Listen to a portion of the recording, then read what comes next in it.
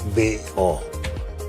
30º aniversario de la Constitución. Estamos con el doctor José Luis Ardón. ¿Cómo está, José Luis? Muy bien, Chema, encantado de estar en tu programa. 30 años de Constitución. Así es. ¿Esperabas que durase 30 años la Constitución cuando recién salió, cuando recién se aprobó? Yo sí pensaba que tenía para largo, ¿no?, la Constitución. Me parece que es ya la tercera Constitución que más tiempo está durando en la historia de la República, ¿no? La primera fue la de 1860. Correctamente. ¿No? El líder de la Constitución del 60 fue Bartolomé Herrera, ¿no? En la práctica, pero fue, digamos, el principal autor intelectual probablemente fue el profesor sanmarquino José Silva Santisteban, y también nació de un gesto, pues, de un ilustre arequipeño, Pedro José Bustamante de Alvisuri. Ellos tres, yo diría que fueron los principales responsables. Después viene la Constitución del 33, de 1933, que dura hasta el 69, o si se quiere hasta el 78. Con la Constitución presidida por la Asamblea Constituyente de Ayala Torre. El Congreso, el 33, el 33 sí. Ahí estuvo el APRA, es cierto, el Congreso Constituyente del 33 estuvo el APRA, el 31 al 33, pero entre los constituyentes más destacados estuvo, pues, Víctor Andrés Belaúnde, por ejemplo. Por supuesto. Otro Bustamante, Manuel J. Bustamante Lafuente, Emilio Romero, puneño, ¿no? Y bueno, luego viene esta Constitución del año 93, ¿no?, que ya cumple 30 años, es la tercera que más tiempo ha durado. Las constituciones hay que medirlas por su duración. Claro, la mejor constitución indudablemente es la de Estados Unidos, que es de 1787. Y sigue incólume. Bueno, no incólume, con enmiendas. Tiene enmiendas, pero poquísimas enmiendas en comparación con la nuestra, ¿no? Pero a nadie se le ha ocurrido refundar la República, digamos, en Estados Unidos. No, felizmente. La República está fundada, puede haber variaciones de gobiernos, etc., claro, pero más no de régimen político. Sí, pero eso es gracias a las reglas mismas que establece la Constitución. O sea, son reglas que, diría yo, casan en la naturaleza humana, porque son reglas sobre todo para limitar el poder, ¿no? Y generar un equilibrio de poderes. El gran tema de la Constitución americana es el equilibrio de poderes, la separación de poderes, la aplicación del principio de separación de poderes. Nuestra Constitución del 93 tiene 6 títulos, ¿no? Y quizás el más débil de todo y el que debemos ajustar justamente este año es el título 4 de la estructura del Estado. Ese es su punto débil. Claro. Porque ha sido muy buena, sobre todo en su título 3, el régimen económico. El régimen económico.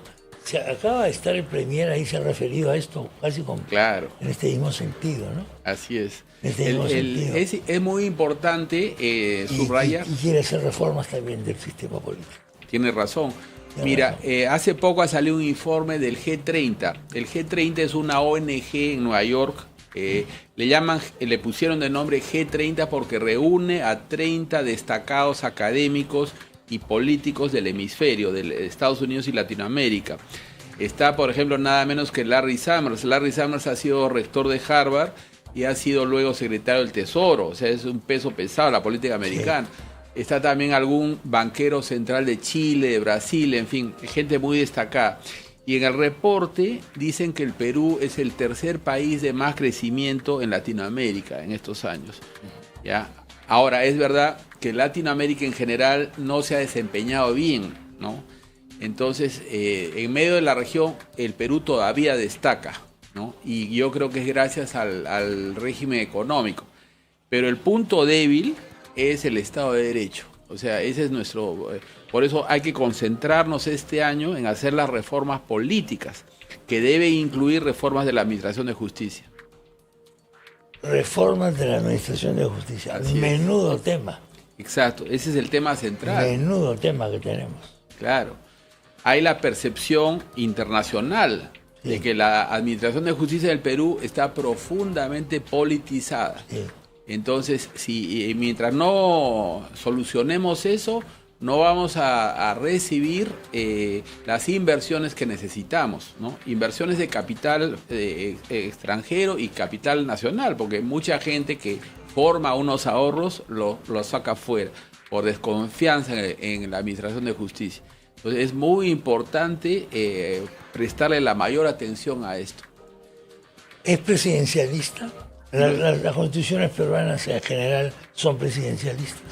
Esa es una excelente pregunta porque es un sistema complejo, un sistema de gobierno nuestro es complejo porque tiene la característica que se suele considerar la esencial del presidencialismo, que es la elección directa del jefe de Estado, que es al mismo tiempo jefe de gobierno. Claro, por ahí es presidencialista.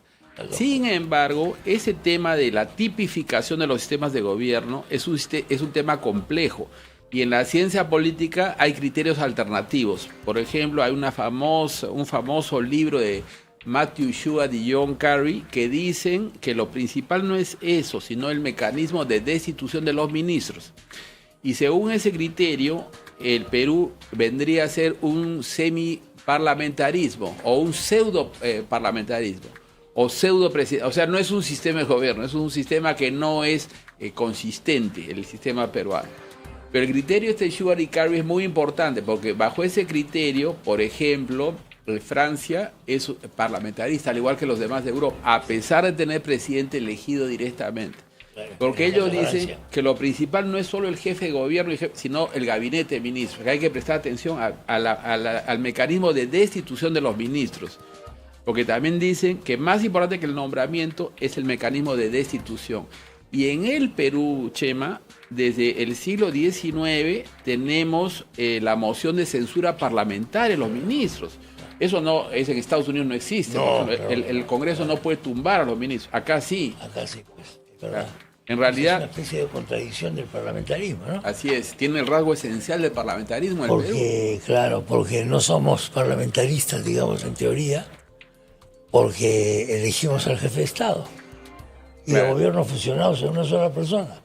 Aparentemente es un autoritario, tiene una autoridad suprema. Pero el Parlamento puede desautorizar al presidente. Puede someter al presidente. Y al remover a un ministro, desautoriza al presidente. Está desautorizando al presidente. Claro, es lo esencial. Y le puede cortar la cabeza al presidente, como hemos visto ya en varias oportunidades. Sí. Es interesante que esa figura de la moción de censura parlamentaria de los ministros ingresó en nuestra Constitución primero por la vía de los hechos, más que por los textos. Eso fue en el gobierno de Echenique, que el Senado llamó a un ministro y votó en contra, no teniendo la atribución. Pero el ministro, muy caballero, se fue a su casa. Entonces, en la siguiente Constitución de 1800... hubiesen aplicado la palabra fáctica, ¿no? Así es. En la Constitución de los hermanos Gálvez de 1856 la incorporaron al texto constitucional y nunca salió. Hasta ahora el Congreso tiene eso. Lo que hemos tratado de hacer después es balancear eso con lo que se llama la cuestión de confianza. Claro. La cuestión de confianza trata de equilibrar la cosa. Pero es problemática la cuestión. Hemos visto todo lo que pasó con Fernando Zavala primero, que no, y luego con el tema de Vizcarra, que fue fáctico. O sea, él presentó una cuestión de confianza, ¿no? Pero nunca fue votada, ¿no? ¿Cómo superar el eterno drama del Perú? Consiste en que si no tienes mayoría en el Congreso, tu gobierno no va a durar. Porque el Congreso te va a cortar la cabeza. O sea, la historia del Perú es siempre la pugna de un presidente que no tiene mayoría en el Congreso. Así es. Y eso no funciona el sistema. En el siglo XIX y en el XX no hay ni un solo caso de un presidente sin mayoría que terminara su mandato.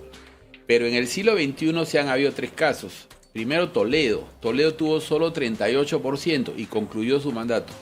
Segundo, Alan García. Alan García tuvo 30% y concluyó. Y tercero vino Humala con 36% y acabó su mandato. Pero PPK tuvo apenas 16% y naufragó, ¿no? Y bueno, Castillo ha tenido 20 y tantos %, creo que 28% y tampoco acabó su mandato. Entonces, efectivamente, ese es el tema. Ahí, por supuesto, hay que ver qué pasa en los Estados Unidos, porque es el gran modelo. En Estados Unidos, el presidente puede no tener mayoría, pero está a un paso de tenerla. Tiene 49%, 48%, pero nunca baja de 48%. Y es porque el sistema bipartidario. Exacto. El sistema de gobierno se apoya en el sistema de partidos, ¿no? Entonces, si nosotros no solucionamos ese nivel básico del Pero orden acá no político, no va a funcionar. Acá no conseguimos bipartidismo, pero ni con forceps. Así es. En este país. Y eso lo señala el G30. Y ahora Esa sí, ONG sí, que te he mencionado, sí. en su informe que ha hecho sobre América Latina, dice que esa es la contradicción política básica de América Latina, que tiene sistemas presidenciales, pero no tiene sistemas de partidos o de bipartidistas, sino tiene representación proporcional que lleva a la fragmentación del Congreso. Entonces, eso hace inviable pues la gobernabilidad de estos países. Bueno, y seguimos con eso, ¿no? Seguimos con eso. Ahora, ¿por qué tenemos? Sí, más allá de eso, ¿no? O como una proyección de eso, viene el problema de la administración de justicia. Claro. Porque se trata de escapar del problema de la fragmentación, encargándole el nombramiento y la destitución a un organismo que no es los poderes elegidos, ¿no? Eso empezó, la verdad, el 69 con Velasco, ¿no? Y una de las causas fue, claro, la fragmentación que hubo el 63. El 63 fue la primera elección con representación proporcional en sentido estricto en el Perú. Y tuvimos 7 partidos. Entonces, la ratificación de los vocales supremos fue penosa. Velasco aprovechó eso para crear la Junta Nacional de Justicia, ¿no? Ahora, cuando salimos del gobierno militar, no ajustamos lo que teníamos que ajustar, que es el sistema de representación, sino que mantuvimos la Junta Nacional de Justicia un poquito disminuida, que se le llamó el Consejo Nacional de la Magistratura. Pero no era Junta Nacional de Justicia, era Consejo Nacional de Justicia. Consejo de Velasco. Ahora. La Junta Nacional de Justicia ahora, exacto. Se creó el Consejo Nacional de la Magistratura. Pero digamos que la intención era muy parecida. Claro, en el fondo es lo mismo. Esta ilusión de que tenemos un organismo que no depende técnico. Técnico, la ilusión que no depende es que de la lucha técnico. Política. El resultado es que es hiperpolitizado. Hiperpolitizado. Así es porque es la naturaleza humana. Porque no puede ser de otra forma. No hasta puede ser que sea reemplazada por inteligencia artificial, te aviso. Claro, estamos, Chema, hay que comprender, estamos condenados a la política. Sí, a todos nos gustaría vivir en un mundo que no hubiera política, pero eso es una ilusión. No podemos salir de eso. Entonces hay que aspirar no a vivir en un mundo sin política, sino en una política transparente, en una política seria. Pero pensar que podemos tener un mundo sin política es absurdo. Es parte de la naturaleza humana que está manchada. Has tocado un punto que es importante para entender lo que es la democracia. Claro. Que no solo es un conjunto de instituciones, sino también es una actitud social, personal. Así es. Una especie de estado de ánimo, de tolerancia. Una actitud. En fin, esa actitud a veces no funciona. Y sobre todo participativa. Claro, a veces no funciona. Y nos está pasando eso ahora, creo, en el Perú, ¿eh? Claro, por supuesto. Entonces tenemos que solucionar estos problemas, pero ya vemos que la fórmula de prescindir de los poderes elegidos para la elección de los magistrados no funciona. Termina siendo hiperpolitizado. La ilusión tecnocrática nos puede llevar a tiranías terribles. Así es. A situaciones de control. Una cosa pero espectacular. Siempre sale, me acuerdo mucho del debate Grieve-Bedoya, cuando Grieve era uno de los sabios de la OEA, candidato de la coalición APRA-1, y dijo que había que tener una posición técnica, y Bedoya, que era candidato de la Alianza PDC a la alcaldía de Lima, era un criollazo, le dijo, oiga usted, los técnicos se alquilan, le dice. Así es. Y es verdad, o sea... Quien debe dedicarse a full time a justamente la elección de los jueces son los congresistas sobre la base de las ternas que alcanza el presidente. Para eso están, ¿no? Así es en los Estados Unidos. Hay el comité más importante del Senado americano, es el Judicial Committee, ¿no? Que se dedica a revisar con lupa a los candidatos que le alcanza el presidente de la República, ¿no? Y son unas revisiones que te llevan a veces a descubrir cosas increíbles, ¿no? Así es, y la revisión se hace públicamente. Tiene que ser pública. Claro, acá se ha llevado al extremo el carácter técnico. Inclusive la Junta Nacional de Justicia terceriza la tarea de tomar examen a los candidatos, como que todo fuera algo técnico. Sí, pues, una ilusión. Continuamos con el doctor José Pizarro. Hemos conversado en la primera parte sobre la Constitución vigente, que cumple hoy día 30 años, sobre qué reformas debería incluirse en la Constitución para modernizarla, para perfeccionarla de alguna manera. Tenemos con el Tribunal Constitucional hoy día una situación. Ayer se han presentado alegatos de la Municipalidad de Lima, de la Municipalidad de Puente Piedra, este es el famoso tema de los peajes, que se ha convertido en un tema muy molesto y antipático, porque la tarifa va subiendo, la gente tiene que ir pagando, ha habido tomas de la carretera, mañana puede haber actos de violencia, etc. La impresión que tenemos los legos es como que hay un conflicto de derechos aquí. Uno, un contrato firmado, pero otro, un contrato que es la Carta Constitucional, con una serie de derechos que se verían afectados por ese contrato. Y encubriendo todo esto, la sospecha muy marcada de corrupción. Por supuesto no hay una sentencia todavía, pero prácticamente todo el mundo se da cuenta de que eso se firmó por un acto de corrupción. Todo el mundo lo sabe, digamos. Entonces, ¿en qué circunstancia estamos? ¿Hay que elegir entre este conflicto de derechos? Bueno, lo que hubo ayer fue una audiencia unipersonal convocada por el nuevo magistrado, Pedro Hernández, que ha reemplazado a Augusto Ferrero. Ok, ¿no? Correctamente. Los demás magistrados ya habían escuchado a las partes, ¿no? Hace unos meses. El reglamento establece que cuando ingresa un nuevo magistrado se aboca a las causas, ¿no? Eso en principio, porque en el año 14, cuando entramos nosotros, como éramos 6 de 7, entonces ahí se decidió reprogramar todas las causas. Entonces se volvió a hacer audiencia de todo. Pero cuando el cambio es solo de un magistrado, así pasó el 2010 con Ferrero,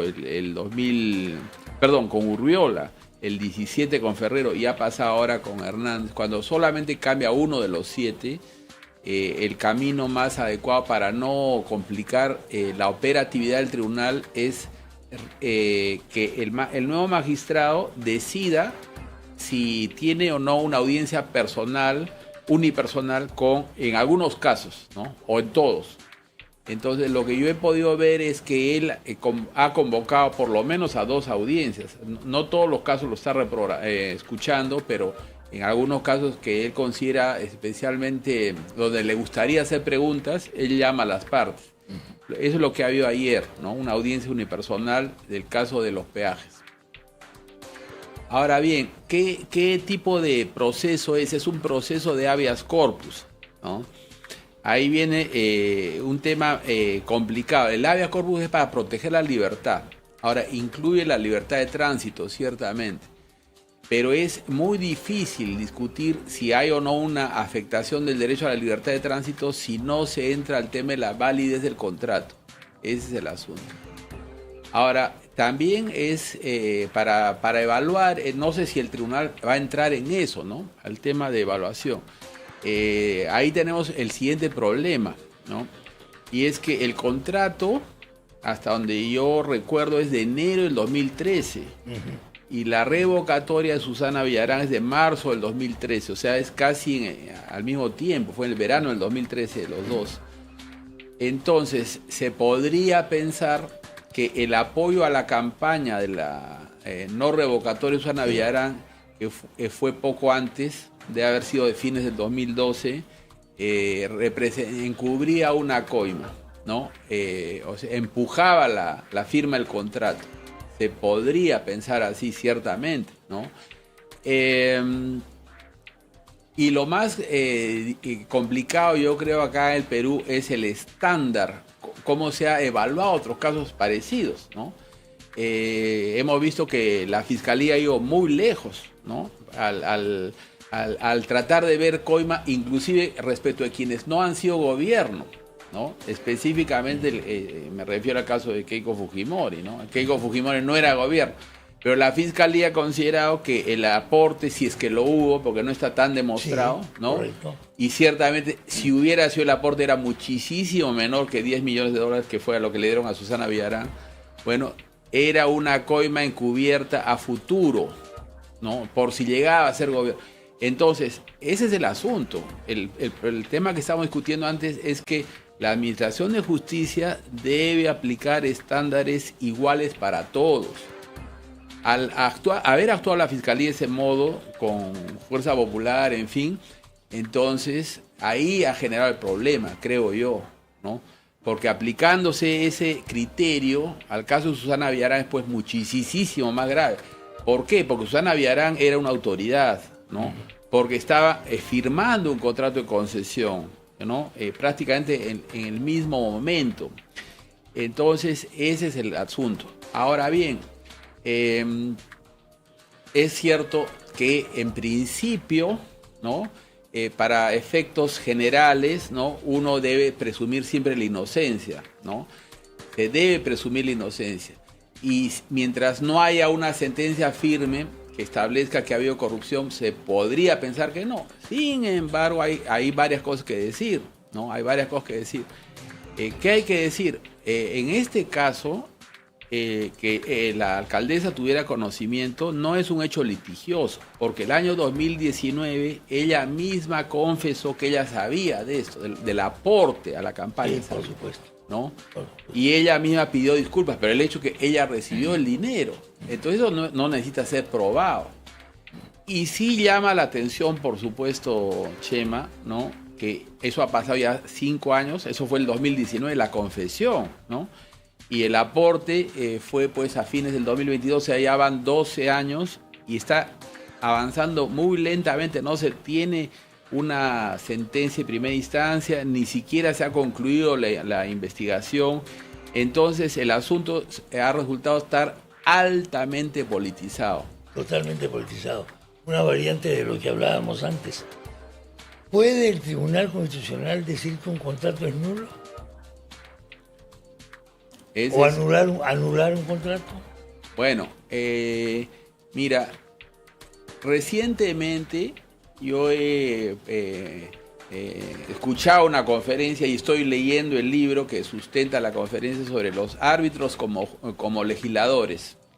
¿Ya? Los árbitros no deben legislar, ni menos ni los jueces.